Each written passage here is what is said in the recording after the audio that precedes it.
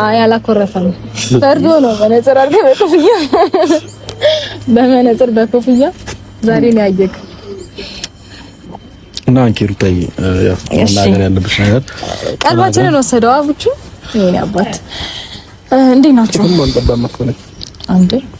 እንዴት ናችሁ? አይ ወሬ ነው ቢጠባ ኖሮ ያንገታ ቢል ደህና ነህ? ሰላም ነው?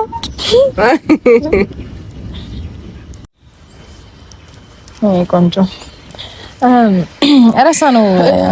ለምን ነበር የፈለጋችሁን? ወደ ዋና ሀሳባችን አብረን እንድንኖር እፈልጋለሁ።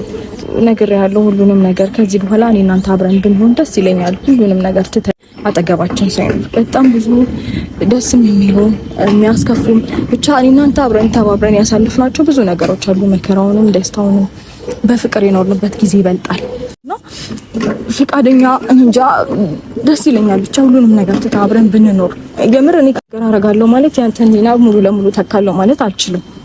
ያንተም ነገር ያስፈልገናል። አብረን ብንኖር ደስ ይለናል። ቤታችንን በፍቅር በሰላም ብናደስ እሺ ይላል። በቃ እሺ እናወራለን። ተነሽ ድግ በይ እንጂ እንዴ ታውልሻል።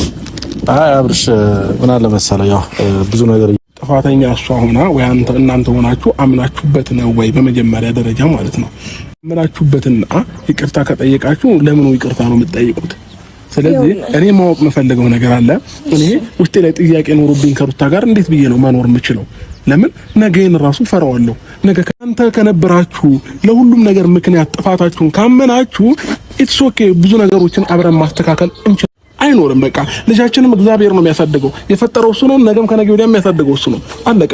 እኛ ስላለን እኔ ስላልኖርኩኝ አይደለም የሚኖረው ነገር አይኖርም። ስለዚህ አሁንም ጥፋትሽን አምን ችግር የለውም። ከፈለግሽ እኔም ጋር መሆን ይችላል ልጁ። ግን አሁን እኔንም የተሻለ ነገር ያየሁበትማ ልጅ ነው። እሺ ችግር